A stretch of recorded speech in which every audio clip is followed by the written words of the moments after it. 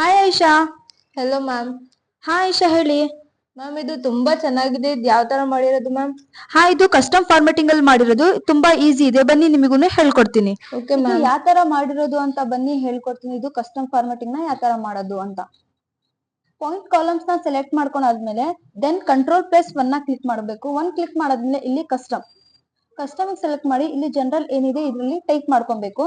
Bracket open greater than is equal to 100 bracket close bracket open green bracket close then hashtag window plus point.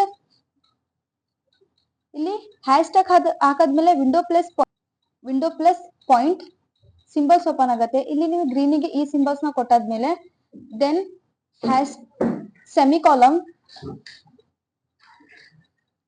ಸೆಮಿಕಾಲಮ್ ಹಾಕಾದ್ಮೇಲೆ bracket open red bracket close hashtag window plus point ನ click ಮಾಡಿದ್ರೆ symbols ನ open ಆಗುತ್ತೆ. ಈ symbols ನ ಕೊಟ್ಟಾದ್ಮೇಲೆ then okay